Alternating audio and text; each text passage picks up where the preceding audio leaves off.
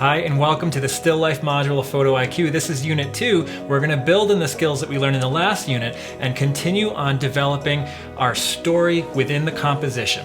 Let's get started.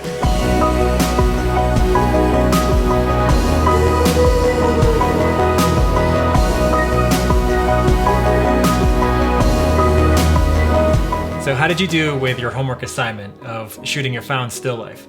In the first unit, we talked all about the history of the art of the still life, and then we talked about the found still life and manipulating the environment around that one. Sometimes there's only a little bit that you can do to control the light. Maybe sometimes the only thing you can do is come back at a different time so that the light will be a little bit different, or the environment surrounding that still life will be different. In this unit, we're going to talk more about controlling the environment from the start. We're going to talk about creating your composition from the beginning. In other words, we're going to talk about telling a story through the arrangement of the objects.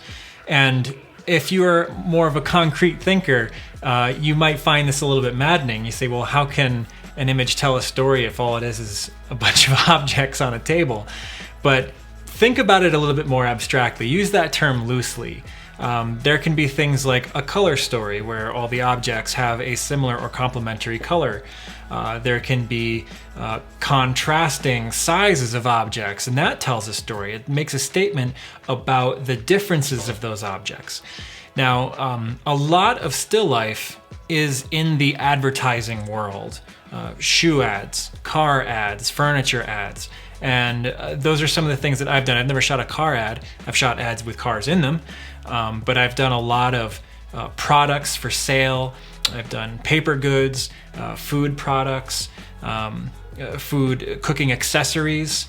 I've done all different kinds of clothing and things like that. And those objects need to be arranged and placed in a way that flatters them, that makes them look good. You know, it's sort of like taking a portrait of somebody. You're not just gonna roll them out of bed so that their eyes are bleary and their hair is a mess, and then you throw a wrinkled shirt on them and take a picture and be like, all right, done. No, you need to put a little bit of a little effort into it, put a little love into the image, iron the shirt, brush the hair, maybe put some makeup on, splash a little water on your face, wake up. So these are the things that I'm talking about that can help to spice up the image and make it a successful photograph. In terms of the image on the screen right now, the color story or the object story is that these are all cards from a greeting card company or a papery. The task on this day of shooting was to photograph all the different series of products that they had in the store in a way that sort of told the viewer the story of what each of those product categories was, so that when you see the ad, you say, that is the kind of product that store has. I'm attracted to that kind of product. That's the kind of greeting card category that I'd be interested in, or maybe that one of my friends would really like to receive. So that sort of tells the story of what you're gonna find before you get there. Now, if you were to get to this store and find, everything in black and white, you would be really confused because that's not the trailer to the movie that you saw. So it's sort of like seeing an ad to go to a movie, and it's one ad, and it's a love story, and then you go and see the movie, and it ends up being like a World War II action flick, and you say, well, that's not the ad that I saw. That's not the story that I was ready to see. So if that's another way to think about it, hopefully that can help you. When we're arranging a still life story, we have full control over the color and the sizes of the objects that we can arrange, the objects that we're choosing. If something doesn't work, remove it. You don't have a client here. There's no client. You are the client. So there's no client saying, I require that you have this object and this object in the same photograph, because that poses quite a problem. Now you have to come up with a creative way for those two things to relate to each other, why they would coexist in the same image. You normally wouldn't do that because it would make one thing either ridiculously large and the other one would be, so small as to be ridiculous. So it'd be diminutive of that small object to be next to such a large object. They don't really belong together. So you have to come up with a creative way, a funny way, a smart way to feature both of those images in the same, both those objects in the same image. And needless to say, all the objects in this image are of the same size and shape. They're all flat, rectangular, it's all paper. So it wasn't too complicated to come up with a way to make this work, but it was still a challenge to arrange everything in a way that the layering and the color progress and the complementary nature of the colors work together. Strictly speaking, not all the colors belong together in the same scene, but they're all bright colors, they're all very vibrant, rich, saturated, springtime, summertime colors. So it does relate in a way of seasonally, or of the nature of, Easter greeting cards or Father's Day, Mother's Day, things like that, summertime events. Now, in terms of placement and composition, small objects can very easily be manipulated. You can do things like put a little ball of wax or a piece of clay beneath an object to hold it flat, hold it upright, to angle it toward the camera. Like let's say this is a flat piece of paper and you want to take a picture of it from the angle of the camera, but to prop it up would help a great deal so that you could read maybe the catchphrase that's on there. The catchphrase that says happy birthday, something like that. To be able to prop it up is not very complicated. There's a lot of different ways that you could do it. And something that is sticky, like a little piece of wax or a little piece of modeling clay, you can shape it into a wedge, and it's sticky to the point, not to the point where it's like glue, but enough where it has like a tacky adhesiveness, adhesive quality to it, so that you can easily just rest something on there, and even if it's at a steep angle, it won't just slide down, because that's what paper and cards and cardstock and slippery, sheet metal, things like that, plastic cards, those want to just slide right down and lie flat. So you need to find something that's a little bit sticky. You can even get a piece of double stick tape, a really small little square, a swatch of double stick tape or regular Scotch tape, and then fold it into a loop so it sticks to itself. And then you can use that to stick to the back of the card and then stick that to the table, and that'll hold it in place. So since small objects are so easily manipulated, you kind of need to spend a little bit more time to make sure that it is appropriate, that it's done properly, that it looks like some care was given to it. Given the fact that it's so easy to do, you can't get away with a sloppy job. So if you're photographing small objects, and this was actually for the same client as the greeting cards that you saw in the last frame, and so again, we're telling a story about gift ribbon. Okay, so this is a shop that sells all different kinds of gifty accessories and gifts themselves, but this is the place you go to get greeting cards, ribbon, really high quality wrapping paper. So in this scenario, because we're dealing with rolls of fabric ribbon, we're able to use pins to actually stick them to each other, hidden behind. So you can stick a pin through the top one on the back side so that the head of the pin doesn't show, and it sticks into the roll beneath it, holding it in position so that once you let go, it won't just fall apart. Now, there is a purposeful randomness. In Unit 1, we talked about how random in still life is never truly random, that there is an arrangement to it and that there's a purposeful decision to it. If you were to just get all of these ribbons, put them into a bin, shake it, and then pour them onto the table, they wouldn't land like this. They would land so that these little wooden dowels were facing in the wrong directions. Maybe this orange one would be way out here or running off the edge of the frame. The label of the chevron would not be right there on top with another one and another one and another one and another one, so that it draws your eye in sort of an S shape as you walk through the image.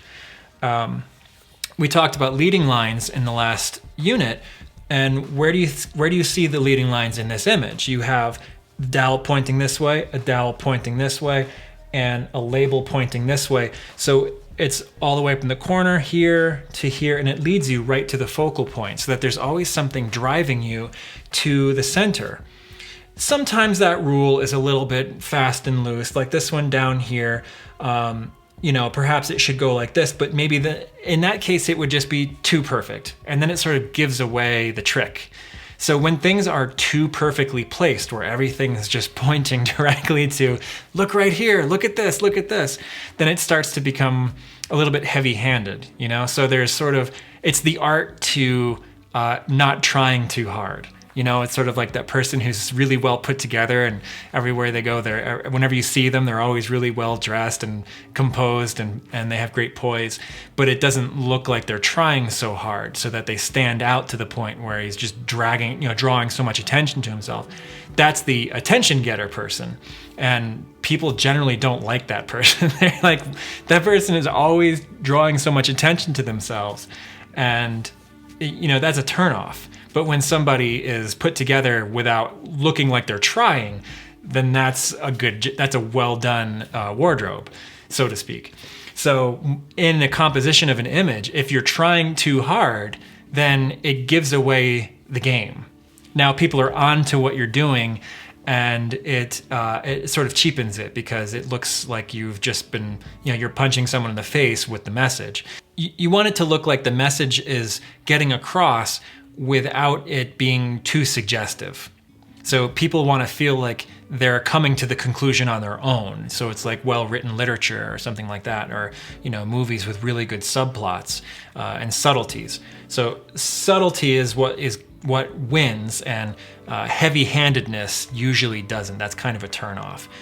We usually associate really heavy-handed advertising with kind of lowbrow advertising that appeals to the masses without any effort, you know. So people who are not interested in thinking about what they're looking at, they tend to be more attracted to this sort of heavy-handed, obvious entertainment advertising, things like that. So layering and depth is something that you can use to your advantage. In this image, we have selective focus. You can see the focus falls off very quickly. The only thing that's truly in focus is the label right at the center and that first tier of ribbon. Everything else is falling out of focus. So again, that is one of the visual cues that we're using to draw your attention to that in focus element. And without saying, the layering is being used to lift that object closer to the camera. So it's creating our depth of field for us. So the background is out of focus because it's further away. So if all these objects were on the same layer, same level, then it would be very difficult to control our focus, because everything would be the same distance from the lens. Carrying right along from the theme of selective focus and depth of field, I bring up this image, which I shot for a magazine's restaurant review.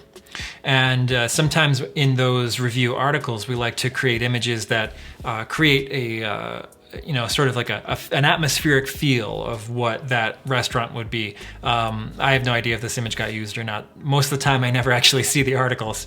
A lot of the times you have a limited amount of time to work, and you only have maybe 90 minutes to achieve what you're trying to do, because you're trying to get it done between, you know, the lunch rush and the dinner rush and the kitchen being turned over for the evening service. And so you have maybe 10 or 15 minutes in between the main dish that you're going to photograph and, you know, the appetizer dishes that you're shooting, or the sides. So you'll fill in a little bit of time while you're working, and these are the sort of things that we'll do.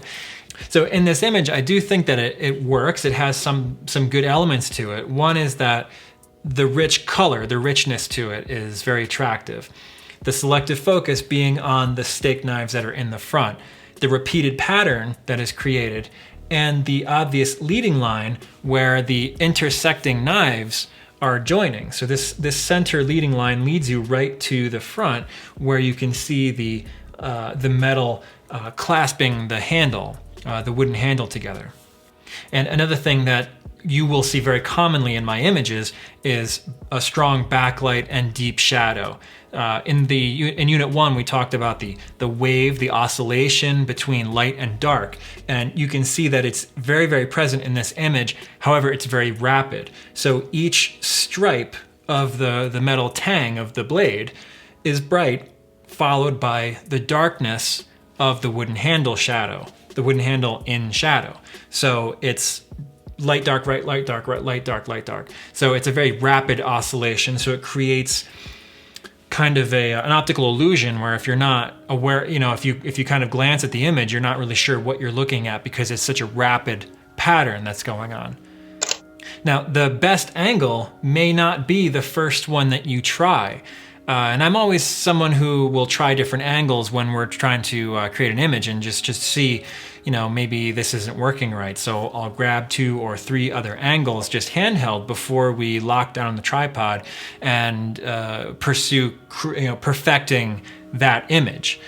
So the first one we did was that off angle falling out of focus. And then the second one was this top-down, squared-up, symmetrical image. I think I prefer this one more. I do like top-down images. I really like symmetrical, geometric images and images with balance, and this definitely does that. The other one is more aggressive. It's coming at you, sharp objects, whereas this one, you can only see the blade here, but because it's just laying on the table, it's sort of like walking into a room and seeing a knife laying on a table. It says something. There's an aggression to just the object of a knife, but it has a beautiful shape to it with a beautiful wooden grip. And in the image where the knives are coming at you, there's something very different to seeing a knife laying on a table and walking into a room and seeing someone holding a knife pointing it at you. So you can think of it that way, where there's the angle says something. Is it coming at you in space? Well, it's reaching out to you. It's more aggressive. You can even see it on the camera. As I reach toward you, my hand gets larger. That's a foreshortening effect that's happening. So with the object do you have many of those objects, like marbles or something like that? Can you arrange them so that you can create a shape with symmetry, with a repeated pattern? Humans are really attracted to balance, geometry, and symmetry. It's what makes attractive human faces. When we have symmetry, where the balance is the same on the right and the left side, then that makes an attractive face. If you are seeing something that's unbalanced, if we were to have this side of the tray perfectly aligned and then this side of the tray just all disheveled, the image wouldn't hold any appeal to it. We as humans, we like to see things that are neat and in order. People with OCD, they need to see a room that's ordered. If they walk in and they see something that's a total disaster, it freaks them out. I don't think that there's anybody who is more comforted by a messy room. I think that there's people who want to delay the cleaning of the room, and it gives them anxiety to think about having to clean it. But that's the work of cleaning it that gives them the anxiety. If someone were to just come in and magically arrange the room for them, most people would be pretty happy with that. I don't think anybody would be like, no, I preferred it a big mess. So, that says something about our humanity. We like to see things that are in order. And so that should give you a hint as to maybe what you might want to do with the object once you decide what you're going to photograph.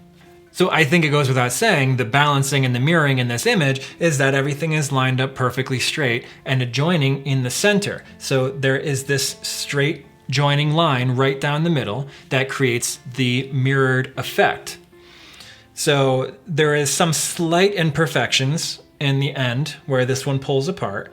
And as I mentioned, sometimes you give away the game if things are too perfectly placed. So sometimes it's okay to leave it off just a little bit. A stylist I used to work with, he used to say realistic perfection, where if something became too perfect, then it was no longer realistic. And of course, the leading line at the center join leads you all the way to the one knife that is fallen over on its side, revealing the blade. Next, I want you to think about the characteristic of the object that you're going to photograph. Does the object have a rough surface to it? If so, the lighting that you place it in is going to affect how that object is displayed and portrayed. If it has a very hard, direct light, meaning an unfiltered sunbeam coming through a window, it's going to be very bright and very hard, so it's going to create hard shadows. If you don't have anything to reflect and diffuse the light, then the light rays are going to be hitting all the little imperfections and ridges and stripes or cracks or breaks on that surface. If you have something that's perfectly smooth, it's going to glare and reflect very badly, which could be okay depending on what you want to achieve out of the image. If you're dealing with reflected light, so this is the house, the sun is coming down this way, there's a window here. So the light will come down this way, bounce off of the atmosphere, the trees, the grass, and come back through the window as a very diffused source of light. If the light is on this side and it comes straight through the window, it's going to be so much brighter and it's going to be a direct light source.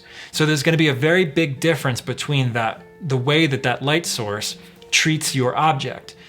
If you only have that one option, then you're going to want to do something to diffuse that light. So hang up a sheer curtain, which are very, very cheap. You can get them a couple of dollars from IKEA or from Target or Walmart.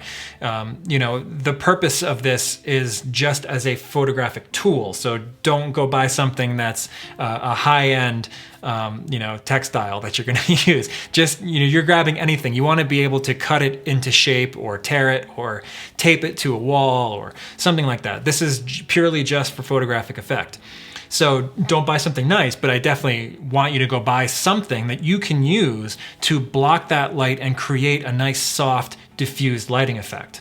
So in this image, this was for a customer who was an antique center, and I worked with a stylist in a art studio in New York City to arrange this. And this looks like it was shot using a window light. However, this is actually my artificial lighting that I bounced off the wall to create the effect of a window light. So I think it's pretty believable. And the reason why I show it is because this is some very old pottery that has very little minute cracks and creases and porous surface of the clay that's exposed. And the light catches all those imperfections, showing the age of the object. If I lit it in another way to hide those imperfections, then the objects wouldn't look old. They would look like a new reproduction. And that would defeat the purpose. The whole point of this pottery is to show the age of it, to show that it's desirable, that it's rare. So the lighting and the composition is very purposeful. And again, you can see the triangle shape present with the highest one in the center and then coming down this way. Now let's talk about light angle and dramatic light. So on the last slide with the pottery, we had side light, so it was perfectly from the side. Now in this one, we have more of a just off-center source of light. And the reason I show this is because it's sort of an exception to the rule where front light rarely looks good. Now this isn't perfectly front lit because it's not coming from right behind the camera. This is coming from just off my left shoulder. There's an open door, and I am just to the right of the door when I took this photograph. So it's sort of like a 30-degree angle off axis, and it's just enough where you can see shadow definition and a curvature of the objects. So you can see this flower object in the front. You can start to see the shadow fall off on the side. You can see the books. It's bright lit here and it's dark lit here. If you can't see a shadow side to an object, things don't look like they have dimension. They don't look like they have size. So it's very important that you show a shadow side to the object that you're photographing in order to create dimension, create a three-dimensionality of it. You don't want your objects to look flat. And this is a good way to do that. Side light, 45-degree angle light. If the light's coming directly at the object, it will just be flat. The only surface that you're going to really be able to read in the image is that front surface that's facing you. So that is something you're going to want to consider. If the object looks flat and doesn't have any dimension, then that is probably one area you can start to correct it. Change your camera angle if you can't change the rotation of the object or the source of the light. Sometimes it's all you have to work with though. And we were working in a space where we needed to get this mirror and this harp back chair in the photograph. That stuff needed to be in there in order to create some kind of room context and a sense of distance.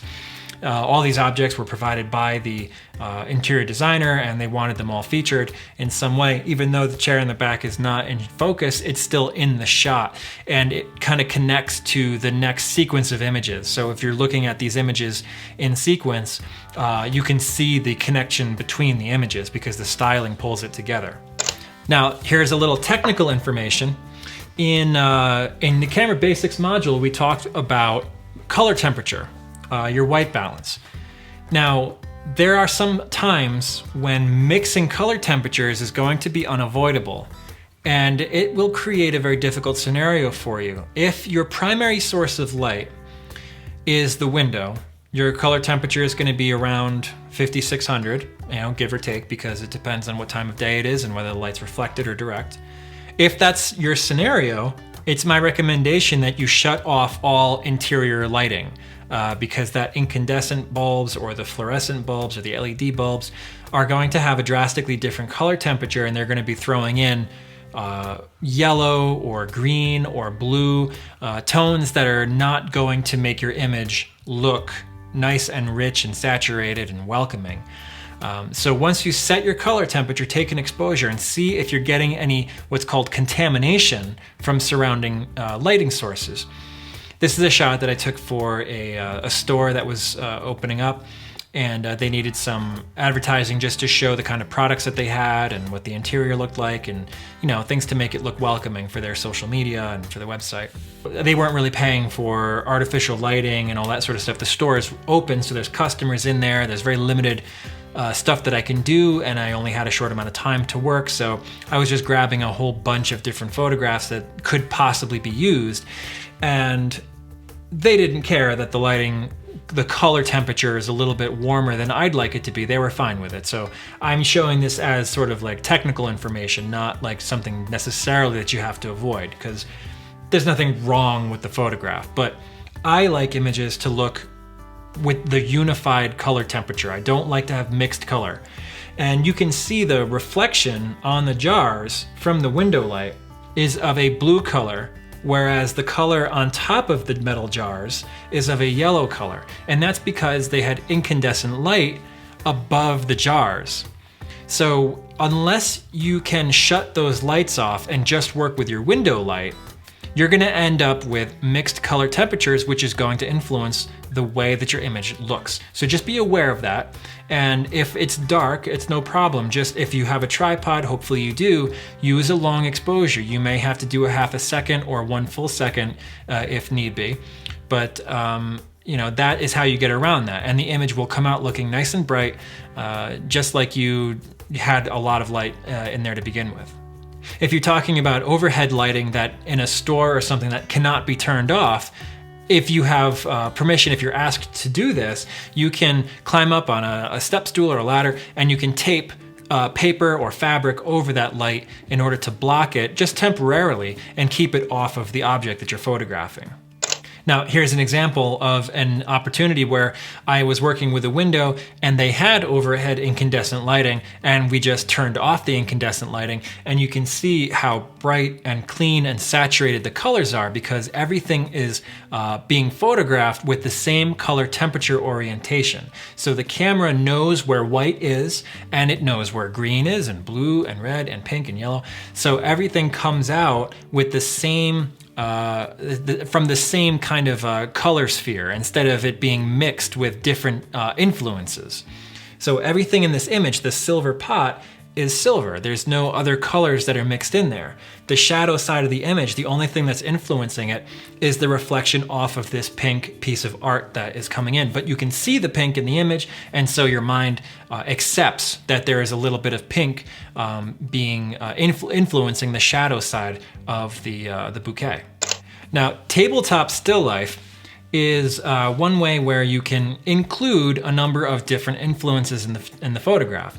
This was shot for a jeweler who did a lot of custom jewelry work, and it was a company that had been family owned and been around for generations.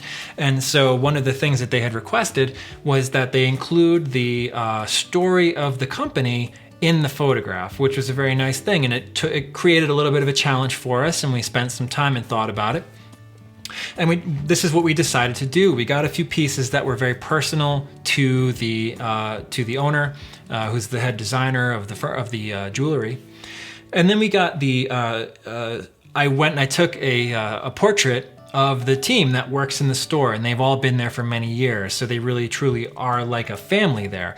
And then we photographed the picture frame in the scene separately with just a white piece of paper in there, and then using retouching, we added in the team photograph, which completed the image. However, everything else in this photo was actually there and placed in the way that it was designed to be. So the books were chosen, the sketchbook was chosen, the tray, the cuff, the fox there, which is representative of the family that owns the store.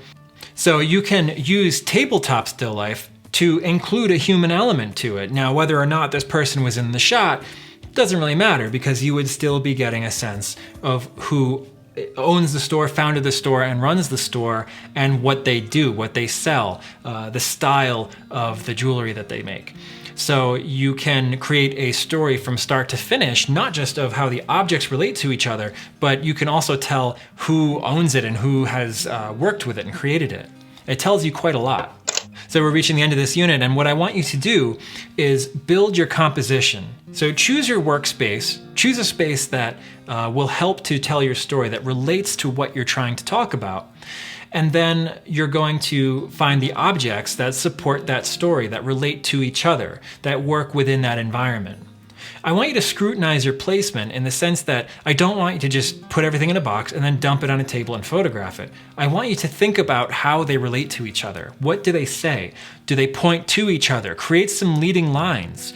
I want you to give the viewer a hint as to what your focus is. So in this image, there is no depth of field play. There's no selective focus. Everything is in focus. And I mean, if you were looking at this photograph, what would you think the story is? There is a lot of objects that relate to each other. There's a book about safaris. There's greeting cards with safari animals on them. There is a letter opener that is made of silver, but it resembles a bone or something of that nature. There's a compass, a magnifying glass. There's a globe. Another globe featured box over here. So it has this sense of travel and exploration and an age. It does not look like everything is new in this photograph. This looks like the table of somebody who has been a traveler for their whole life and greatly enjoys it. And the point of this photo is to sell these themed greeting cards. So give some thought not just to the objects that you choose to place in the photograph, but the placement of them and how they communicate with each other.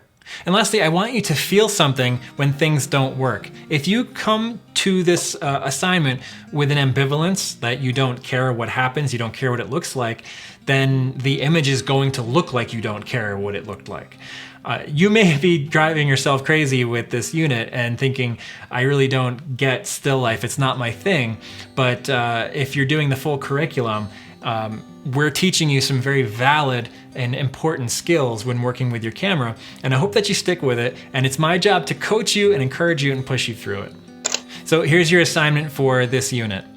I want you to shoot one completely composed still life. Entirely up to you. It's all your creation, the objects, the placement, where you do it, when you do it, it's all up to you.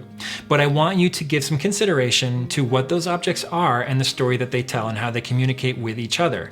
I want your viewer to be able to look at that image and just get a feeling of what is being talked about in the image without needing to explain it to them. I had asked my former mentor photographer, Ken Stabile, who's a really great still life and interior photographer, among other things, but he's extremely talented in that area and taught me a great deal when I was starting out as a young photographer. I asked him what he thought made a really good still life.